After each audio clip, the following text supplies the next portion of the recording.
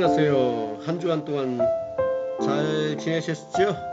예, 계속해서 잘 따라오실 줄로 믿습니다. 아솔 대학원에서 공부하시는 모든 여러분들에게 하나님의 인도하심과 하나님의 사랑과 은혜가 항상 넘치시기를 주의 이름으로 축복합니다. 그리고 계속해서 아솔 대학원을 위해서 기도해 주시고 이 신학교가 세계를 향해서 복음을 전할 수 있는 또 이런 팬데믹 가운데서도 온라인을 통해서 전 세계로 복음이 전할 수 있고 또 여러분들도 이 일을 감당해야 됩니다. 이유는 여러분들도 또 제 상산을 위해서 또 다른 또 제자들을 만들기 위해서 이렇게 공부를 더욱더 열심히 해주시고 우리에게 주신 사명 세계 복음화에 정말 헌신할 수 있도록 여러분들이 더욱더 노력하시고 기도하시고 열심을 다해 주시기 바랍니다. 자, 오늘 네 번째 강의 이어서 하도록 하겠습니다. 자, 여기 보시면 뭐 벌써 딱 뭔지 다 아시겠죠? 예, 아담과 이브가 범죄한 이유를 이제 부끄러움을 이제 느끼게 되고 자기가 벗었다는 것을 인식하게 된 거죠. 그런데 좀 궁금한 것이 있습니다. 왜 그동안엔 벗고 살고 있지 않았나요? 그동안도 벗고 살았는데 왜 갑자기 이 과일을 먹는 순간에 벗었다는 것을 인식하게 되었을까요? 여러 가지 궁금증이 많은데요. 또 우리가 지난번에 우리 9번씩 우리 교수님을 통해서 강의 들으신 분들도 계실 건데 단순히 과일을 먹었다는 이유로 이렇게 내쫓김을 받았을까? 그런 것은 아니라는 것을 우리가 말씀을 드렸습니다. 다시 한 번 더 강조를 드리고요. 자, 먼저 이 율법에 대해서 말씀을 우리가 먼저 드리고 싶습니다. 이 아담과 이브가 무화과 나무 이파리로 가리려고 애를 쓰는 것은 율법을 상징하는 것입니다. 이렇게 해석하신 분들이 많죠. 예, 그러니까 율법으로 구원을 받을 수 없다라고 하는 것을 이 메시지를 통해서 우리에게 보여주고 있는 것이죠. 아무리 가리려고 노력하지만 이 나무 이파리는 계속 마르고 또 마르고 또 이런 계속해서 아무리 노력한다 할지라도 율법으로 우리의 모든 부끄러움을 우리의 죄를 가릴 수 없다라고 하는 것을 우리에게 메시지로 보여주고 있는 것이죠. 중요한 것은 왜 이 아담과 이브가 이렇게 부끄러움을 느꼈을까 하는 것이죠. 하나님께서 인간을 만드실 때 우리가 시편에 보시면 천사보다 조금 못하게 하시고 영화와 존귀로 가르치셨다 했거든요.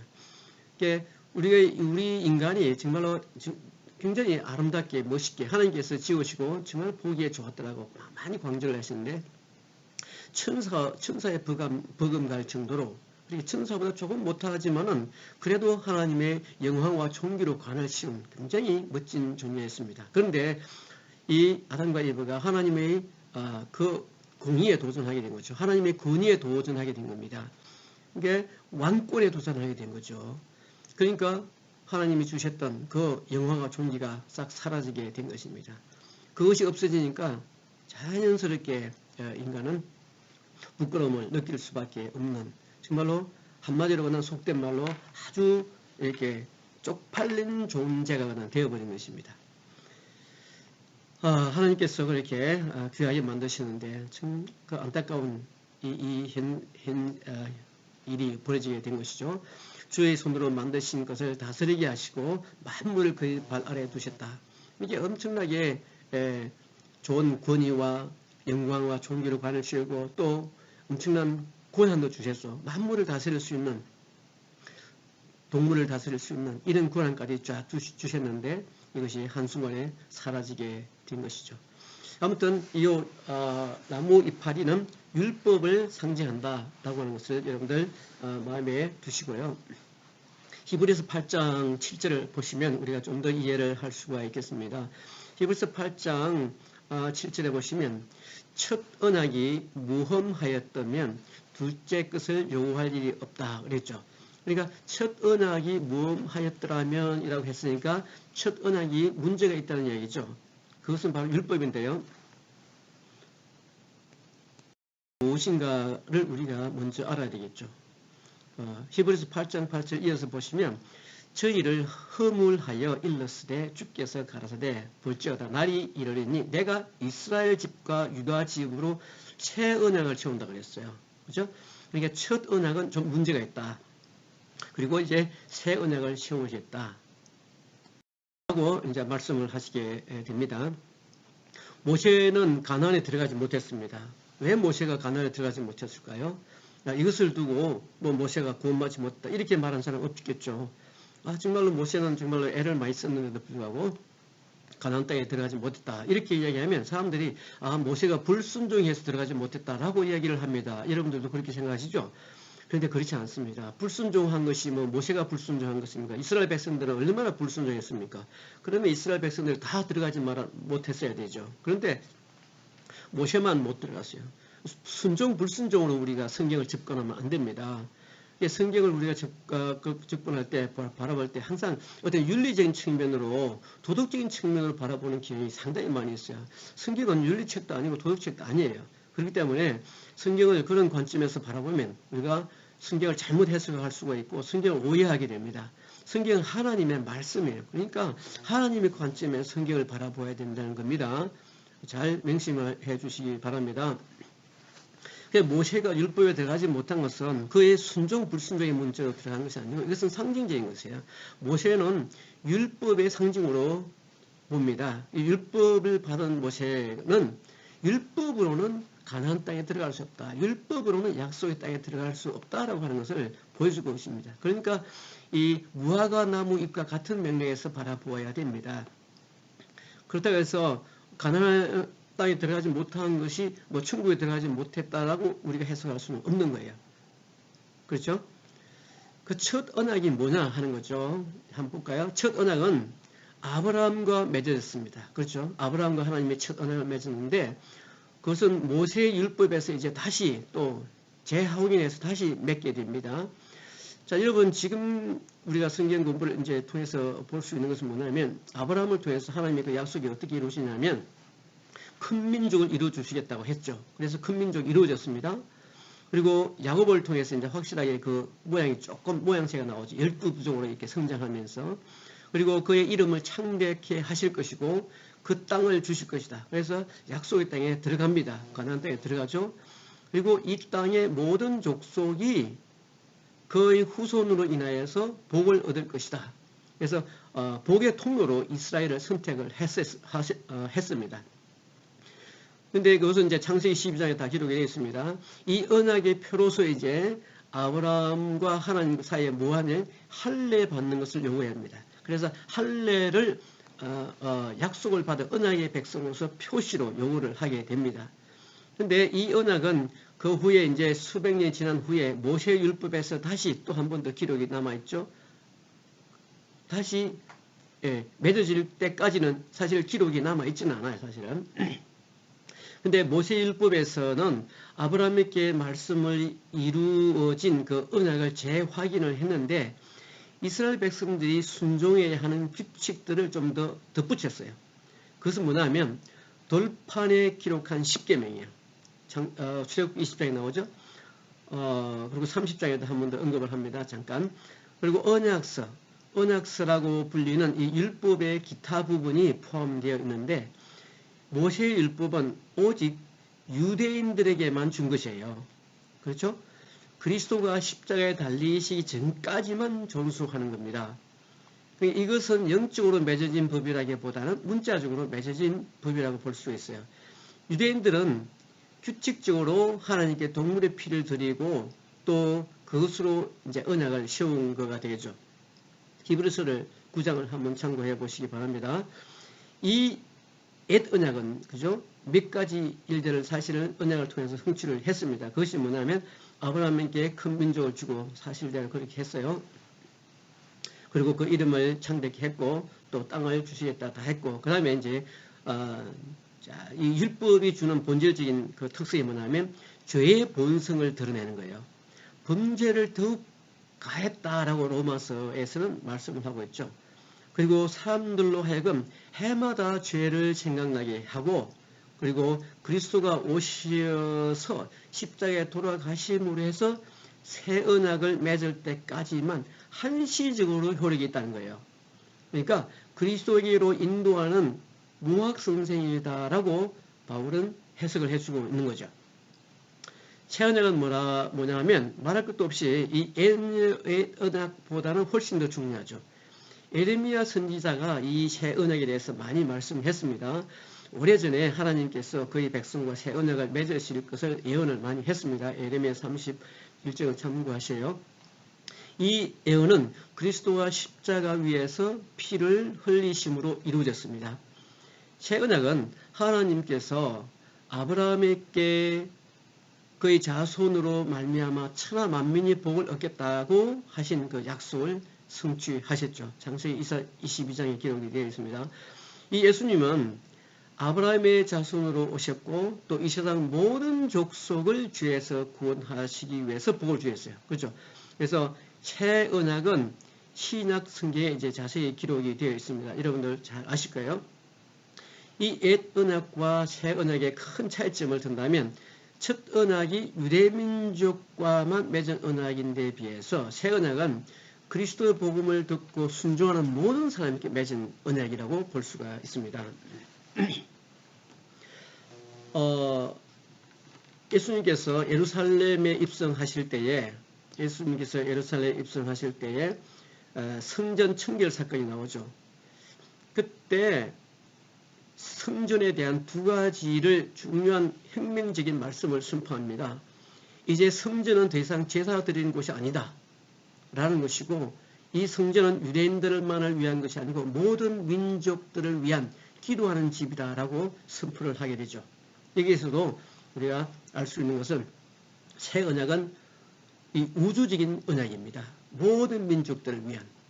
갈라디아서 3장 말씀에 보면 너희가 다 믿음으로 말미암아 그리스도 예수 안에서 하나님의 아들이 되었는데 누구든지 그리스도와 합하여 세례를 받은 자는 그리스도로 옷 입는다 그랬습니다. 그렇죠?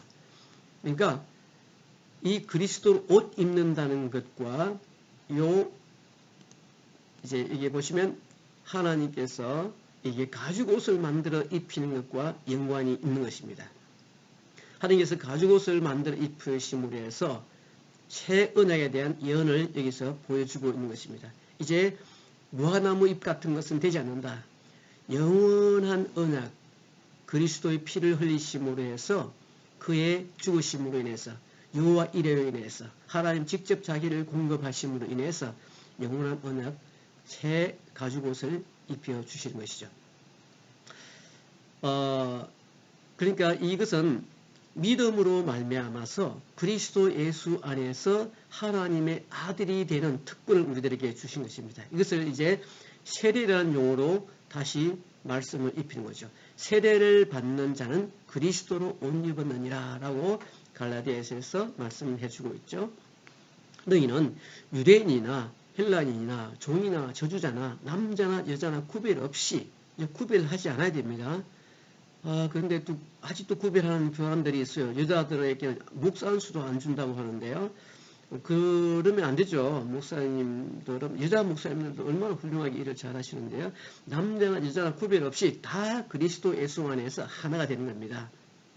너희가 그리스도께 속한 자면 아브라함의 자손이다. 그러니까 우리도 다 아브라함의 자손입니다. 믿음으로 아브라함의 자손이 되는 거예요. 우리가 직접적으로 유대인이 아니지만 믿음 안에서 아브라함의 자손이 된다는 것이죠. 그러니까 약속대로 유업을 우리가 받을 수가 있는 겁니다. 그래서 새 언약의 약속은 어떤 민족이나 남자나 여자나 부자나 빈자나 차별 없이 그리스도의 말씀에 순종하는 모든 사람들에게 다 해당이 된다는 것이죠.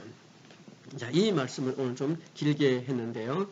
자, 새겨 듣기 바라시겠습니다.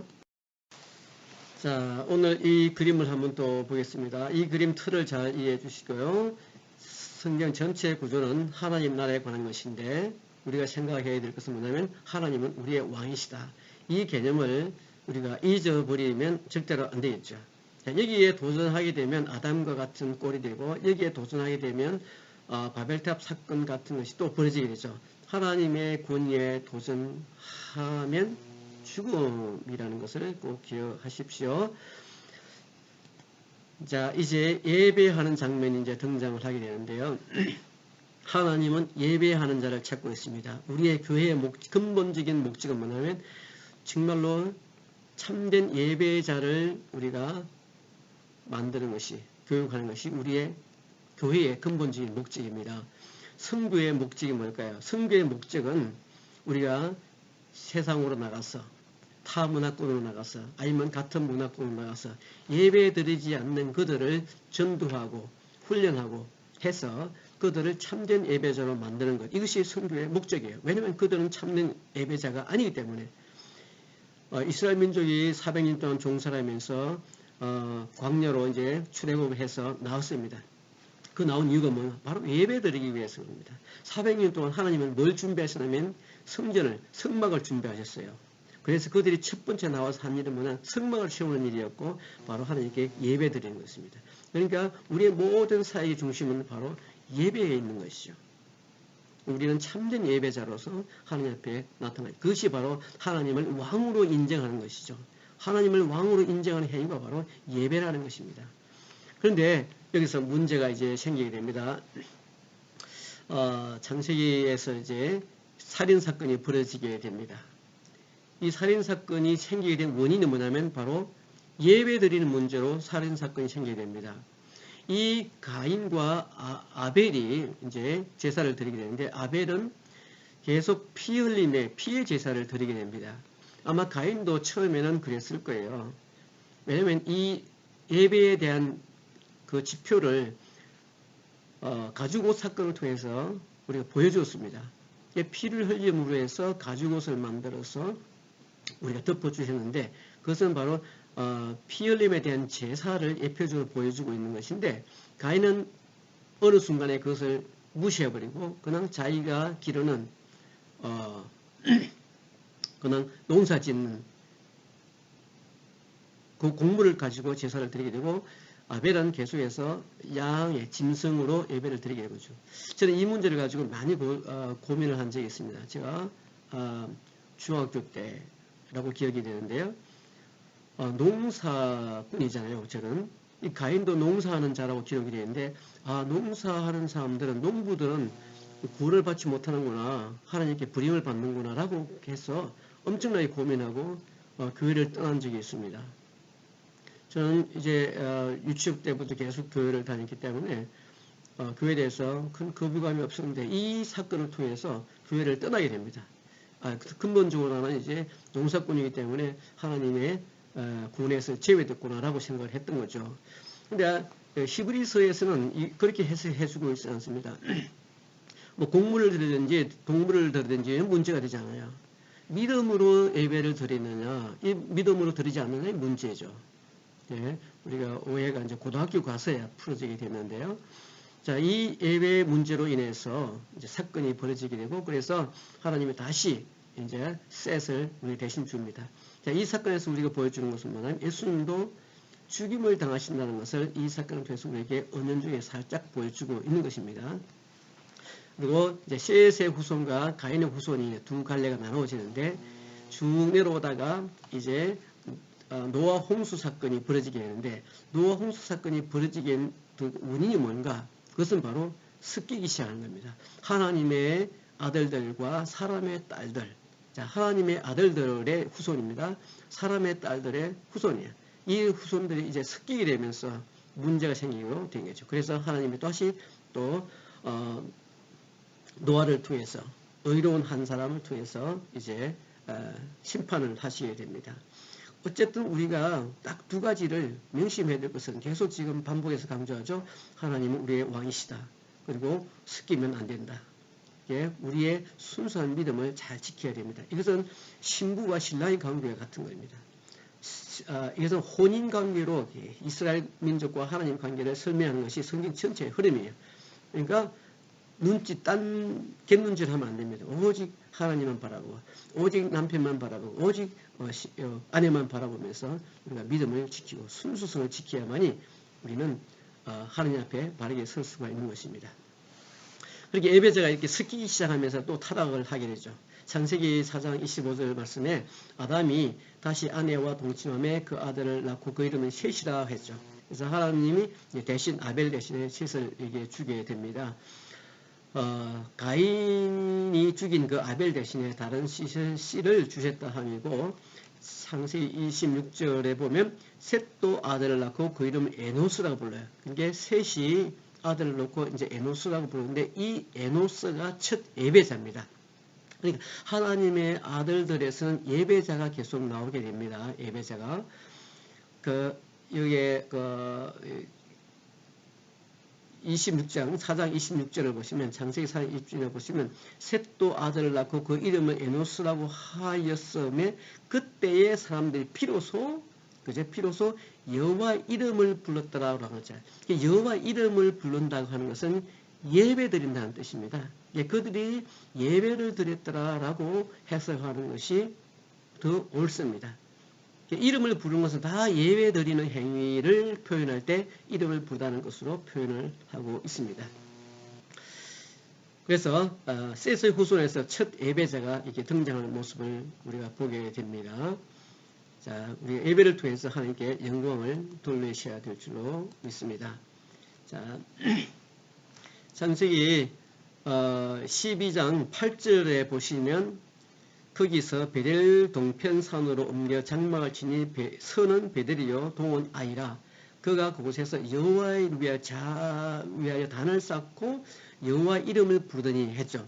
여호와 이름을 부르는 이 행위가 바로 예배드리는 겁니다. 그래서 여기서 이제 제단을 아브라함이 첫 제단을 쌓게 되죠. 에노스는 첫 예배를 드리게 되고 이제 아브라함은 첫 제단을 쌓는 사람이 됩니다. 그리고 아브라함은 보엘세바 에셀나무를 심고 거기서 영생하신 하나님의 이름을 불렀다. 그 이름을 불렀다고 하는 것이 또 예배를 드린 거죠. 하나님께 예배를 드리고 또 26장에는 이삭이 그곳에 단을 쌓아 여호와 이름을 부르죠. 그 여호와 이름을 부른가 뭐라고? 예배를 드린 겁니다. 거기서 정말 첫째 그 종들이 거기서도 눈물을 팠더라. 이 이름을 부르는 것은 다 예배 행위로 보는 것이 올바른 해석이라고 볼 수 있죠. 자, 이 가인의 후예가 이제 이스마엘로 해서 쭉 이렇게 등장합니다. 에서를 통해서 그리고 에서 두 번이나 등장했네. 그다음에 셋의 후손 두 라인이 이제 등장을 하죠. 셋의 후손을 통해서 이삭이 나오게 되죠. 그리고 야곱이 나오기도 하고 그다음에 여기도 야곱 두 개구나. 이렇게 에노스가 등장을 합니다. 셋을 통해서. 그리고 머드셀라가 나오죠. 노아가 등장하죠. 아브라함, 그 다음에 보아즈, 자, 데이빗, 그 다음에 주다, 조셉, 예수님이 등장하죠. 이 셋의 후손으로 예수님이 등장을 하게 됩니다. 이 라인을 잘 이제 따라오시면 예수님을 만날 수가 있습니다. 근데 여러분들 이 라인을 따라가시다 보면 하나님과 영원한 원수가 될 것이고 결국은 망하게 될 것입니다.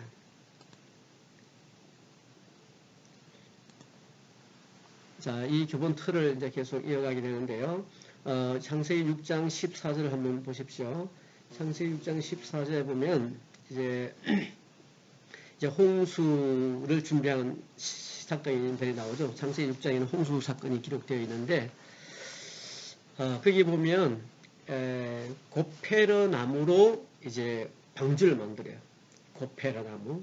이 고페르 나무가 뭘까 이해를 우리가 좀 했으면 좋겠고, 그 방주를 만들고 난 다음에 이제 안과 바깥쪽에 다 이제 타르를 바르죠. 나무 진을, 역청과 나무 진을 이렇게 바르게 됩니다. 이 사건은 출애굽기에도 또 같이 기록이 되어 있는데요. 두 개를 동시에 보시면 좋겠어요. 출애굽기 2장 3절하고 창세기 6장 14절 말씀을 두 개를 좀 참고하시면 좋겠어요. 네, 창세기 6장 14절과 출애굽기 2장 3절을 두 개를 놓고 비교를 해 보시면 좋겠습니다. 출애굽기에 보면 더 숨길 수 없이 되매 그를 위하여 갈대 상자를 가져다가 역청과 나무진을 칠하고 아이를 거기 담아 하숫과 갈대 사이에 두고 이렇게 기록이 되어 있는데요. 출애굽기에 나와 있는 그 갈대 상자하고 창세기에 나와 있는 그 노아 방주가 같은 단어입니다. 그 같은 단어가 바로 뭐냐면 이 단어예요. 이게 테바라고 하는 단어입니다. 이 테는 뭐냐면 십자가를 상징하죠. 요 베이트는 집입니다. 집. 이것은 성령이고요. 그러니까 이것은 결국 구원의 집입니다. 근데 이 구원의 집을 뭘로 만드냐 하면은 이 코페러 나무로 만들어요. 코페러. 코페러가 이게 이제 코페러라고 하는 단어입니다.